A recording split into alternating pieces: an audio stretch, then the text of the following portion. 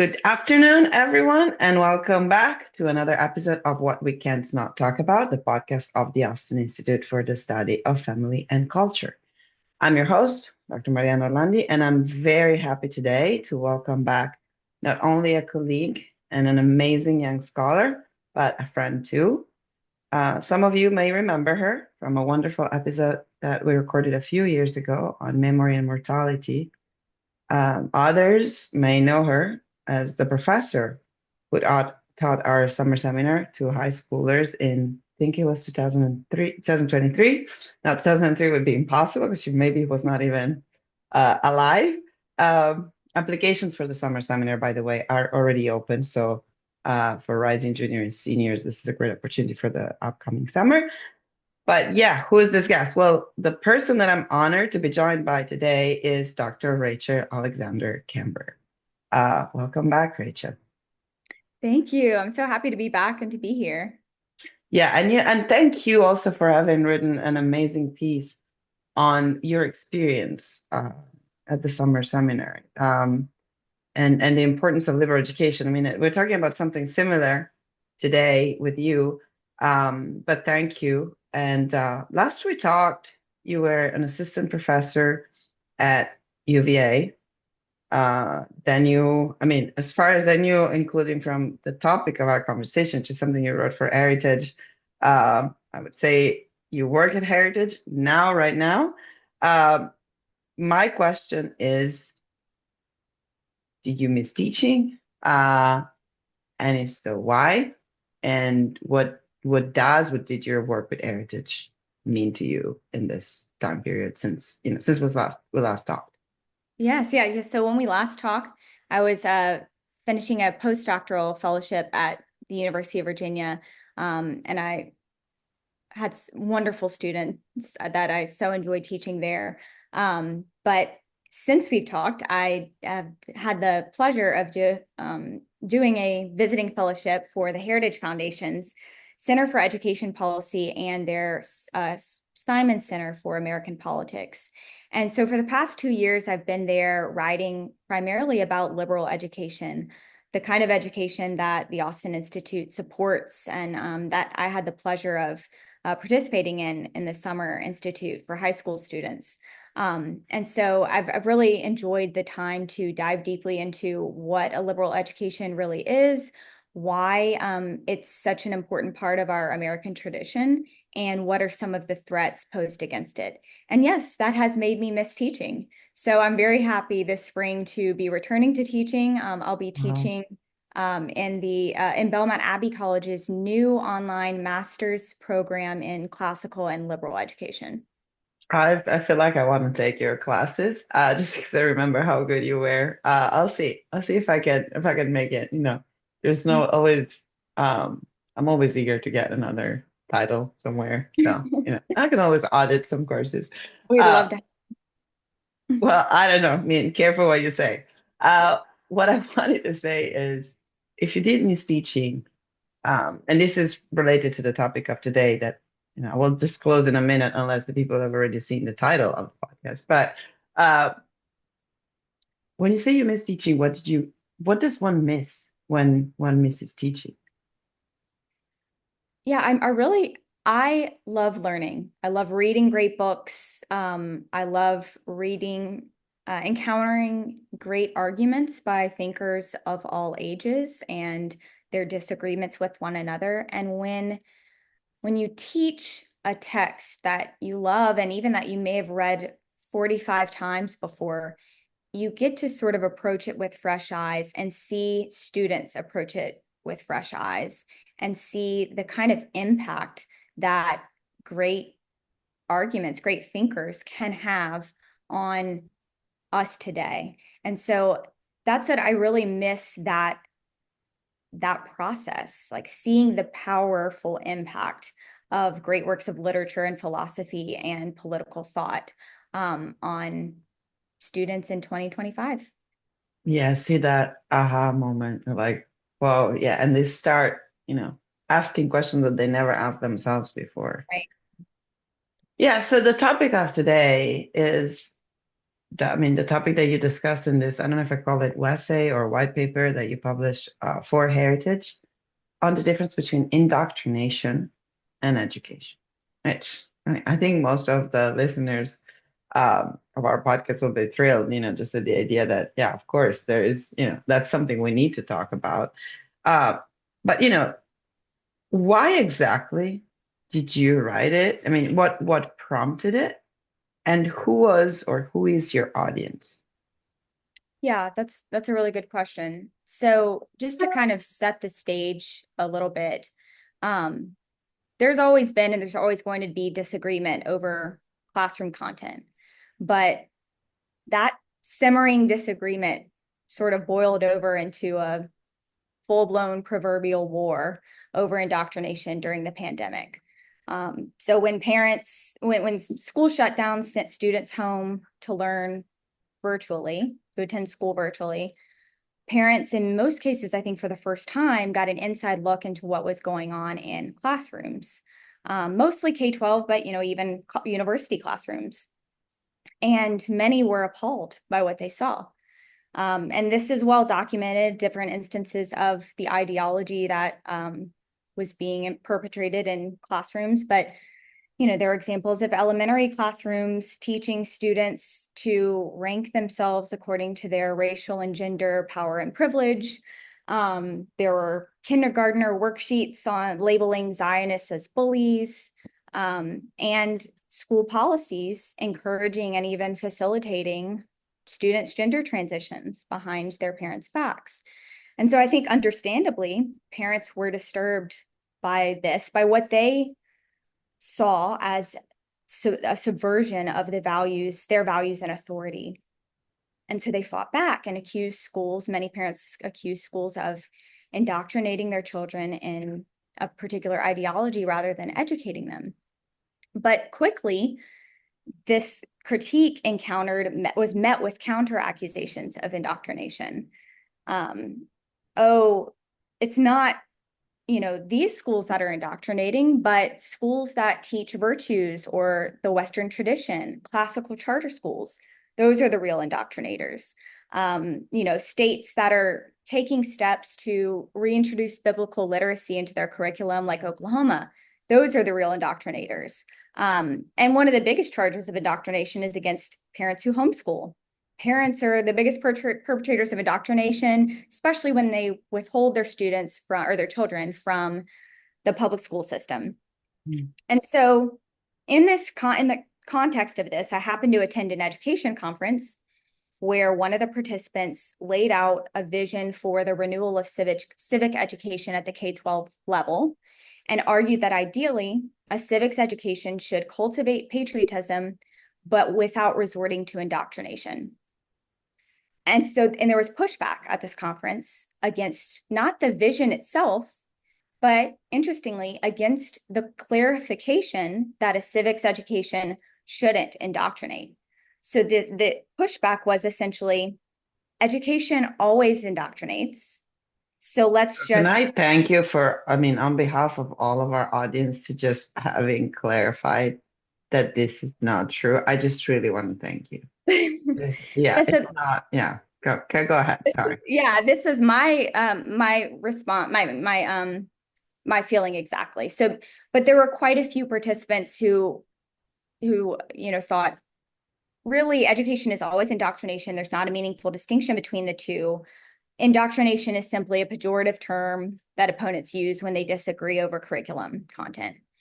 And so for my part, I think that there is a meaningful distinction, that there's something to that distinction between education and indoctrination, especially in the American tradition, which has always upheld liberal education as ideal, rather than a type of education that prepares a student for political or economic or intellectual subservience. So I, in this paper, wanted to dive into that distinction, flesh it out, and sort of explore what the philosophical difference is, what separates indoctrination from education. And you do a great job in your paper, and I want to go through the steps there, even though I'm tempted, since I know that also most of the people listening are not new to the topics, I would be tempted to go immediately into details and avoid, the main lines of, the arguments. But let's instead go, step by step. Because of course I love the nuances of what we were just saying. But like just as a, big outline, you distinguish indoctrination and education and underline how indoctrination is characterized mainly and using, the theories of others before you, but that it has three main components that are implementation, simplification, and mechanization. So that's right. So these are the three components of indoctrination. Um, could you say more about each of this, like these three components? Yeah. So I'll just to briefly set out the distinction in one sentence. I think the distinction is probably most clear when you look at the end or purpose of education versus of indoctrination. So the purpose of education is to prepare the student for independent thought and inquiry in pursuit of truth. The purpose or end of indoctrination, I argue, is unquestioning acceptance and application of ideological tenets. So those are two very different outcomes that I think that the processes are working towards. But how does indoctrination work in practice? And that's what you were getting us at, these Mhm. three components that I find in the work of Alexander Solzhenitsyn. So Solzhenitsyn, for those who are listeners who don't know him, was a Soviet writer and dissident, and he was imprisoned by the Soviet Union for privately criticizing, actually, Stalin and the regime. And so he spent many years in the Gulag, the prison system of the Soviet Union. And while he was there, he wrote in secret about his experiences. And that work, that writing, became his magnum opus, the Gulag Archipelago. And what makes that work so powerful is not just that it exposes the regime, it's sort of a political history on the surface, but it dives really deeply into the human soul and the human soul's capacities both for great nobility and deep depravity. And for Solzhenitsyn, the deepest depravity stems from indoctrination into an ideology that seeks to replace individual thought and judgment. And that he experienced that. He experienced this indoctrination. And so when he writes about indoctrination, he's writing about it from humbly from his own experience of submission. He submitted to military training and became an officer and imposed this indoctrination on other individuals. And so it took some time while he was in prison to sort of recognize the extent of this indoctrination and his submission to it. But when he does, I think we can find in his experiences these three components. And the first one is that indoctrination implants ideas from the outside into the individual. What do I mean by that? Well, Solzhenitsyn gives an example, a brief example of meeting a Jewish prisoner who challenges his world outlook. Solzhenitsyn criticizes a prayer given by then US President Franklin Delano Roosevelt and sort of dismisses it offhandedly as hypocrisy. And the prisoner challenges him and says, why do you not admit the possibility that a political leader might sincerely believe in God? And this just takes Solzhenitsyn aback and makes him realize, he says, in that moment, he realized that the ideas of atheism, of materialism that the Soviet Union had propagated had been implanted in him from the outside. They didn't stem from his own conviction of their truth. And so that, I think, is the first, we can start there. That's the first component. And before we move to the next two, there is one thing I would say about this. I don't know how many people who were born in Europe and educated there are listening to us, but I know there are a few. And I think that they can all see themselves in this Solzhenitsyn's reaction. I've seen that happen at the United Nations when any representative of state that is coming from Europe. So we're not talking about Soviet Russia, but just a secularized society, very, where secularity is at the basis of it, even without us knowing it. there's this tendency of seeing the use or of seeing religion, if ever mentioned, as something that is being used and therefore abused by politicians, and never as a genuine thought. It took me years to get rid of this. It took, and still, the latest inauguration, the idea that a cardinal is opening the ceremony is still shocking. It's still something, so I'm not going to react like Solzhenitsyn and thinking, this is all farce. But there are ideas that if they implanted, or imposed, as we said, very early on, are going to work. Yeah, it's just going to be part of the way you think. So that's just something that really struck me, as like, it wasn't all the Soviet Union, it was only back then. Pervasive. Yeah. Okay, then simplification. Yeah, so I guess, Solzhenitsyn's own epiphany sort of raises questions about, well, how can someone who's engaging in indoctrination actually implant ideas into, a student's mind? And so Solzhenitsyn reflects on his own officer training. So when he became an officer and underwent this training and graduated, he remembers experiencing what he calls the happiness of simplification. And he calls this happiness of forgetting some of the spiritual subtleties inculcated since childhood. And the reason this produced happiness or relief in him was because, as we all know, we live in a world that is full of subtleties and nuances. And this can make making our own decisions and judgments exhausting. And so the proposition that you can sort of surrender that duty to think for yourself and decide for yourself and exercise your own conscience, and instead embrace this monolithic set of ideas that simplifies the world and reduces everything to a label, that was enticing to Solzhenitsyn himself. And that's, as you mentioned it in your essay, so I'm not saying something that you don't say there, but this is the immediate equivalent, oh, you vote Republican or you vote Democrat? Are you a believer or you're a non-believer? Yes. Do you go to church or you don't go to church? Wait, private school or public school? And, and it's something we constantly do here, and we invite our students to do. Get to know the person. Because we are full of nuances. And the farther, if we continue to use these labels, I think, a good example was the intersectionality studies, and that at some point the intersectionality gets so far with all the labels that you are left on your own. And that's exactly what happens, right? Because the nuances are exhausting, and getting to know a person and forgive them and understand, why, okay, we share this view about politics, we don't share this other view about religion. Why is that? Where are you coming from? It's exhausting, but it's also the only way to unite. So what struck me about your conversation about indoctrination and education is also that one leads to community and the other one doesn't.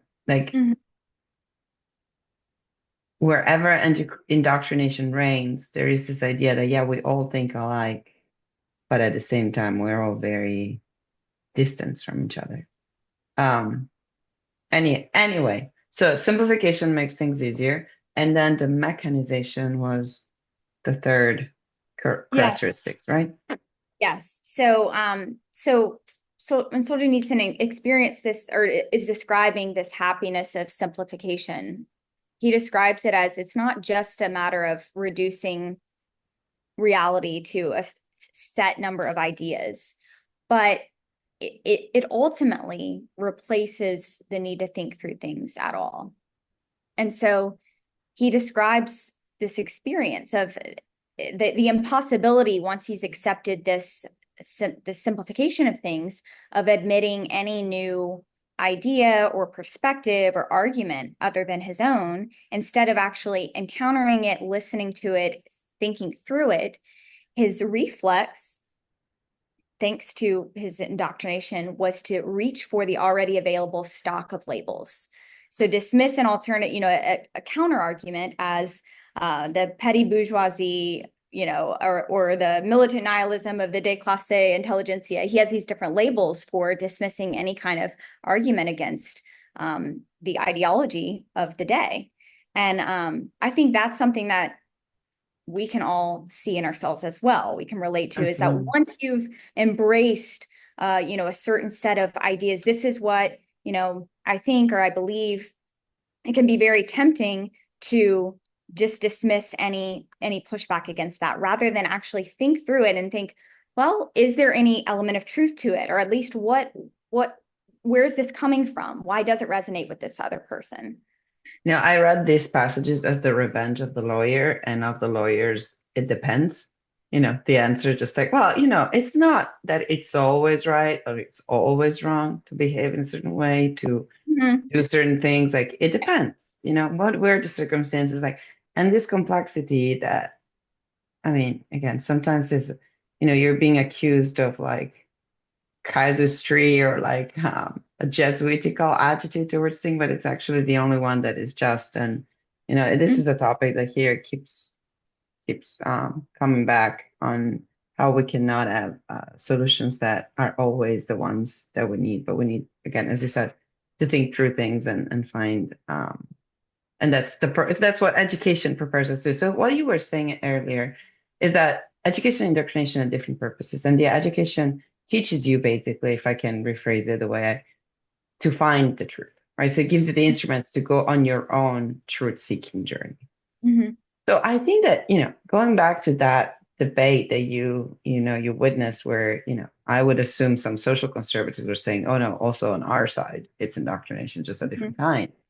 I think that in order to defend that position, you need to not believe in the existence of an objective truth. So you need to ultimately be a skeptical as well and a relativist and say, well, since there's no such thing as truth, the only way to win is by, imposing your own. Or be a skeptic about the human capacity to pursue and discover truth. Well, humans are too weak, can't be trusted to do this on their own. So we better actually impose this one set of notions. Yeah, and instead, we as followers of Aristotle, which, then you mention again towards the end of your paper, we do believe that with the proper training, Mhm. each one of us is capable to get closer and closer to the truth. I say closer and closer because with St. Augustine, I also believe that nobody will ever possess it completely, which is why we continue to have dialogue. So I'll say closer and closer and not getting to the truth. It's like that, that has me a little bit hesitant. Um, but so what does Aristotle say about education? If you can summarize it. Yeah. So I think it's one thing to say, okay, yes, we want to educate students to think independently and not indoctrinate them. But in practice is where it gets tricky, because young students are not, we can't expect, 5 and 7 and even 10-year-olds to think independently. How do you educate when their minds are that immature? And here's where I do think Aristotle's really helpful, because I always think Aristotle's helpful, but but in the Nicomachean Ethics, Aristotle develops or walks us through the cultivation of the soul's capacities. And the soul's capacities he roughly categorizes or divides into moral and intellectual, character formation and the development of intellectual virtue. And because the soul is not really dualistic, but is a whole, even the teacher who's seeking to develop the intellect must also concern herself with character formation. And character formation, or the cultivation of moral virtue, occurs by way of habituation for Aristotle. That is when students are really young and they're not really capable of exercising their reason on their own, we have to help them tame their passions so that their reason can ultimately reign. And so this habituation may sometimes look like indoctrination, because it is issuing commands, really training children to practice these habits that eventually become virtues. But these virtues, truthfulness, courage, liberality, humility, are all oriented towards the exercise of prudential judgment. So the end goal is still ultimately for the student to think for himself or herself, which he cannot do until and unless he has learned to tame his passions so that his reason can reign. Yeah, and it's kind of clear that, when you train the soul like to the virtues and you habituate a young soul to the virtues, you're not providing content. Like, they could argue, okay, but you're still teaching that courage is a good thing. I mean, not really. You're teaching courage. You're not even teaching whether courage is a good thing or not. One might having become courageous might even be as brave as to say that courage, is not. But there's no. To me, it's kind of clear that there is a very big difference in the way you shape behaviors and what the content should be. So which is what I think instead, as you point out, indoctrination has been doing from a very young age, imposing truths. Yeah, I think we can also do the same thing with content because we're teachers are always going to be teaching facts and new skills Mhm. to young students. No one wants to argue for a content-free education until the student's able to think through themselves. But the difference, Mhm. again, as with the virtues, is this content serving us sort of the grounds for deeper thought, or are we teaching labels that reduce the need for further thought, that seek to replace thought? Yeah, but and again, I know what I mean. I agree. They're teaching facts and they're, teaching truths, but not dogmatic truths. Like Mm-hmm. I could tell you, I remember there's something that really happened. I was very young. I think I was 7 or 8 years old. And the teacher in the classroom said, okay, 2 + 2, 4. Okay, and 2 - 4. And then a friend of mine said, oh, you can't do that. And my aunt's just like, yeah, you can. It's -2, like. And the only reason was that I had an older brother who was already, doing the negative. So so the teacher at that moment became very pale and said, not yet, right? But in this not yet, there is like, I'm providing you, a provisional, like for now, this is it, but I'm Mm-hmm. not prohibiting you from Mm-hmm. questioning this, which I think has always been done to me. And in this sense, I don't feel like I've been subject to indoctrination. Mm-hmm. If not, I mean, but I must say, I have in certain occasions, like when taught the Enlightenment, when taught the French Revolution, there were aspects of it that were undeniable. When Mm-hmm. taught about, the abuses of the church, Mm-hmm. those were also, things that I could not question. Mm-hmm. So definitely there were aspects and moments, bits of content that have been taught in a way that probably was not exactly what we mean by education. Um, Mm-hmm. what was in your life what trained you the most? I mean, both as experiences and then if you want as books and authors Mm-hmm. to think for yourself. The most formative experience came at home for me, that my my mother stayed at home with us when we were children, and she took us to the library all the time and didn't pick out the books for us, but encouraged us to go find books that we wanted and then go find a little corner and read ourselves. And so that notion of curiosity and inquiry was planted really early. And then if we, found books we were interested in or things we were interested in, like one summer we had a family of cardinals come form a nest in our backyard. And so we went and found books on cardinals and, their migratory habits. And so that kind of independent inquiry, not just do your schoolwork and get good grades and that's the measure of success, but the notion that no, this thinking for yourself and seeking out answers and seeking the truth is a good in and of itself. It's not just an instrument to get the next degree or accomplishment. That was planted really early in me. And I think, yeah, I'd have to attribute that. And of course, I had teachers along the way who reinforced this, but. I love what you said because it's where I wanted to go. And I promised my audience that we did not agree on the answers that we would agree, not even on the question. But that's the one part that I think Solzhenitsyn is probably not even aware of how much his own culture was still having a role over him when he says that he thinks the future and the solution lies in schools. And I am partially in agreement, partially not, meaning schools are a very modern phenomenon, right? And school is simply the substitute of a family. So schools exist exclusively because we do not have the time and the capacity to be either my own family, being the one, in a small village, call it a tribe, call it a small community, to educate all of our own.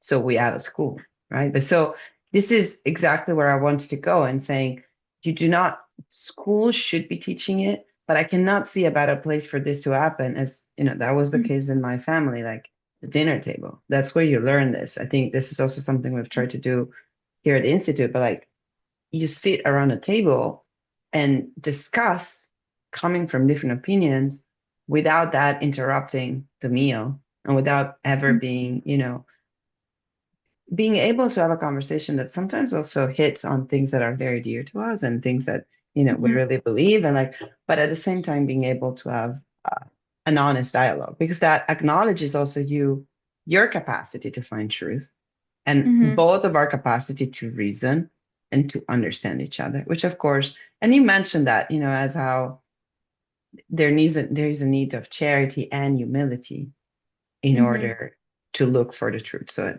again, using Aristotle. Another thing that I found very interesting that I didn't know, because I love Tocqueville, but I didn't have, as most Americans who went, into particular studies, a lot of time to read it. So my experience has been short and, but the fact that he says that he already believes that the democratic America runs a big risk in this area, in the area of education. Could you say more about that? And what is it in particular that he saw? Yes, yes. And I'll just to defend Solzhenitsyn a little bit. He does in the Please Gulag do. Yeah. Archipelago, he does refer to moments in his life and in his life as an officer even, where he will remember something his grandmother said.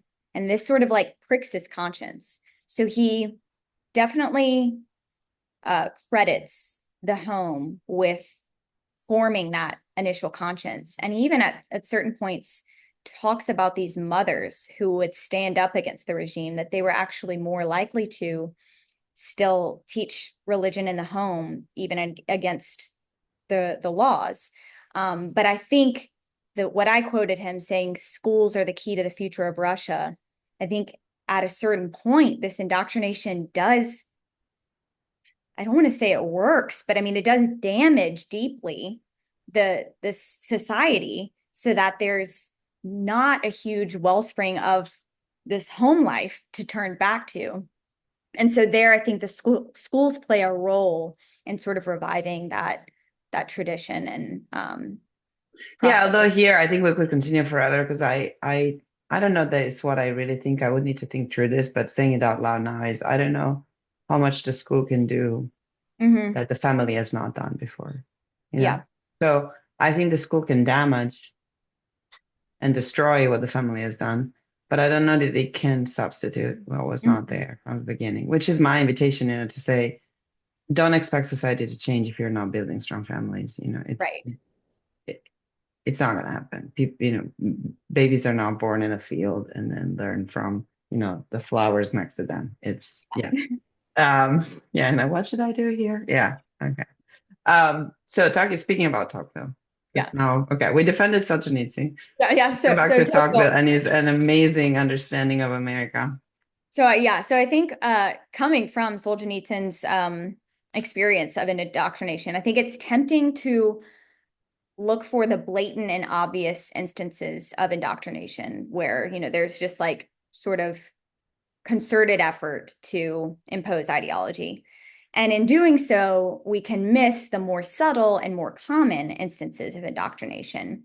And that's even harder. Those are even harder to recognize, I think, as members of our society because we've been formed by the society. So just like any person, to better know themselves, may have to go to a friend or a spiritual director and say, what do you see in me? We need a friend to better understand America and the state of education and indoctrination here. This So for us, that Europeans, friend yeah, is, yeah, yeah. for us, that friend is Tocqueville. So Tocqueville was a French aristocrat who visited America in the 1830s to learn about democracy. France was in the throes of democratic revolution after democratic revolution. And so Tocqueville came to America to see both the promise and the perils of democracy. And he saw a lot of promise in America, but he saw some peril, and he was primarily concerned with threats to free and independent thought. In other words, he was primarily concerned with indoctrination. He didn't use that term, but he lays out some of the obstacles that to free and independent thought that modern Democrats in America are especially prone to. And those are, I'll identify two, but the first one and most obvious one is the tyranny of the majority. And that's probably a term our listeners may be familiar with by now, but essentially what Tocqueville saw is that in America, because we are a democracy and because the principle of equality ensures that no one is inferior to anyone else, we defer in many cases to the opinion of the majority. And this is a little bit counterintuitive because we might think that, oh, well, in a place where equality reigns and no one's inferior to anyone else, we're all free to think for ourselves because we don't have to defer to any one person's authority. But what Tocqueville saw in practice is that that equality makes Americans sort of timid in the face of majority opinion. Not only So, that, it also, I think that the part that really struck me is that it makes them busy to a point, yeah, yes, right? That they don't have time for free yes, inquiry. yes. So it's two things. It's one, the timidity comes from, well, I don't have any greater intellectual capacity than if I don't have any greater intellectual capacity than my peers, and all of my peers are in agreement on this one thing, well, they must be right. Because who am I to go against that? We're all equals. So equality yields that majority power in that sense.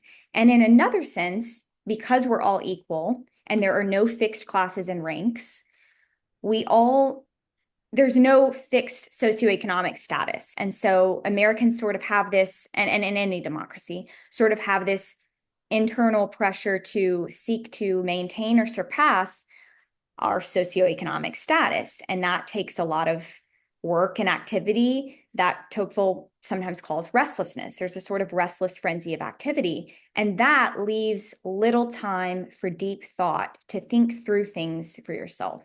And so that also makes deference to the majority opinion very tempting.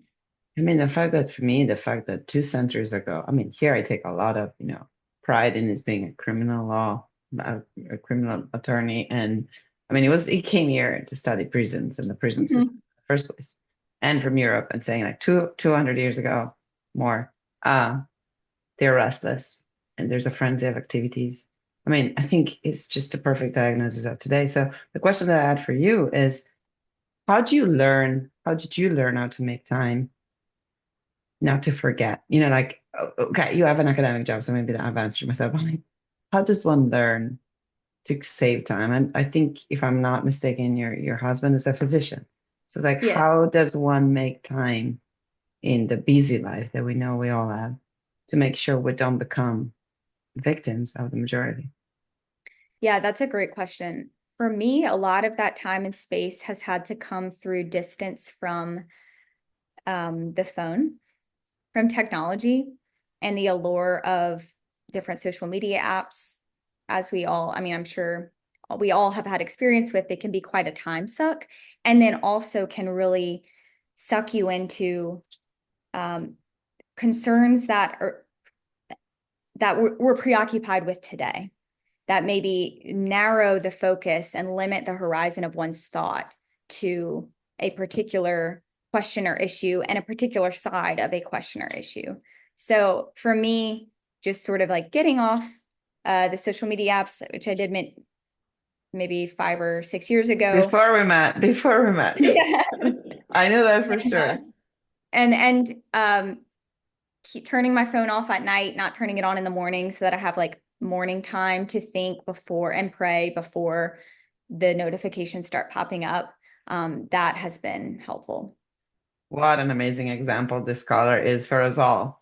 For me, to me, you're so exemplary in the way you behave because I know it's true. They can try to look for you on Instagram and street, you're not there. So it's yeah, it's time away from distraction, away from news cycles that are so so quick that we can all realize. Um, there's another last thing. Think, I mean, there are a lot of things that I would like to say. So I'll just make you promise again that you're going to be with us another time. I think the one thing that I wanted to close with was I saw there was a recently enough an article on Law and Liberty on the same topic. What's the goal of education? And there was a quote from John Alexander Smith, who was a lecturer at some point in Oxford University, and what he said, he was noting that very few students would use their classical education, and most of them would not use it. Most of the students at Oxford, they would not use the classical education they were receiving in life. But what he said, commenting that, was like, nothing that you will learn in the course of your studies will be of the slightest possible use to you in afterlife, save only this, that if you work hard and intelligently, you should be able to detect when a man is talking rot. And that, in my view, is the main, if not the sole purpose of education. What do you think about that? You should be able to detect when a man is talking. ROT. Oh, Yeah, okay. yeah, yeah. Is Yeah, no, that I think that does get, in a sense, that does get to the heart of the purpose of education, which is it may not look useful. A liberal education may not look useful when you're looking at the economy. Like, is it training you for a particularly lucrative job? Not not one job in particular, but a liberal education is something that enriches your life because it enables you to think through not only things you read and things you come across intellectually, but through relationships and through, well, is this thing is that I'm experiencing true, good, or beautiful? And just by having raised those questions during one's education, I think a liberal education prepares one for a lifetime of learning and of thought, and therefore for a more human life. Um, you can go through life, as we all know from our friend Socrates, without examining it, but that's not a life worth living.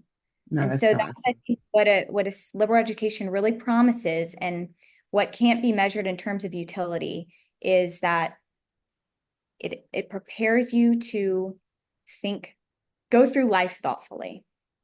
One thing that for me strikes me is I often see tourists when I go back to Italy that are coming, to visit a country, and you can just tell how little some of them can make out of a holiday because they lack the vocabulary for what they're seeing, right? So they can't tell not only, what kind of architectural style that is or who was the author of that painting, but also understanding, okay, what moved the people of this village to build this thing in this moment, right? And understanding the human spirit. But I think that you can have this level of appreciation for life only to the extent that, as he says, only if you work hard and intelligently and Mhm. continue, like, and really dedicate yourself. There was I forgot to mention this before we finished, but one thing I really appreciated from your paper was the attention that you put into a virtue of piety. Mm. um why I felt that for you is a topic that is dear to you right now. Am I right? It's like is it for any reason something that you're focusing on lately? Yeah, I thought this virtue was important to bring out because this is the most, I think the virtue or the characteristic that draws the most criticism or accusations of indoctrination. So, to see an education that's cultivating patriotism or religious piety, any form of piety, I think us moderns quickly say, well, that's indoctrination because it's trying to cultivate certain views in the student about the past or about God or about their parents. And I think this is actually a necessary, piety is a necessary virtue for developing the intellect. In part, I mean, at any time, but especially in a democracy, because in a democracy, what forms our like all-consuming horizon are the questions and concerns and opinions of the day. And what the virtue of piety does is it causes us to become aware of and grateful for the many blessings that we have received from the past and not earned. And it orients us towards the past to see what can we learn from our ancestors and predecessors. And so certainly piety could be cultivated in a way that's indoctrinating, but I think you cannot be truly educated without the proper cultivation of piety, which says, like, let's look at the greatest thinkers from the past, our ancestors and predecessors, and see what wisdom can we learn from them. And they're not all going to agree. I mean, the Western tradition is characterized by discord and disagreement, but that way the cultivation of piety sort of is an invitation to this great conversation and opens the door to a broader intellectual journey. So I just thought that I spent more time on that virtue because I thought it's more susceptible to misinterpretation, but is also the key to a liberal education. And it made me think that, people without a past are by definition people without a future. They're living, there is something very important about focusing on the present by being present, but there's also something really distracting about living a life, made of, it's an expression I recently used somewhere else, is like made of snapshots. Like life is not a series of snapshots. Your life will be the collection of it. So there is a time dimension that is important to have. There was something else that I wanted to say related to this question about time and piety, but I don't know, probably I'm getting old enough, that I will need some piety from people coming after me. So it's not escaping me. Did I leave out something, Rachel, that you would like to say to conclude our conversation about education and indoctrination? I'll just conclude with we talked about the necessity of the cultivation of virtue to sort of safeguard against indoctrination because these virtues prepare one for independent thought. But in order to truly receive a genuine education, I think that encountering the greatest thinkers from the past, the great books, is really essential for reasons that I already said, that these introduce you to some of the most powerful and impactful arguments and just best arguments about the human condition that have animated the Western tradition. And they also, in encountering these arguments, this kind of an education cultivates the capacity to argue and to converse about these important questions. And so I think that openness of inquiry that the great books introduces is also a crucial element to a liberal education.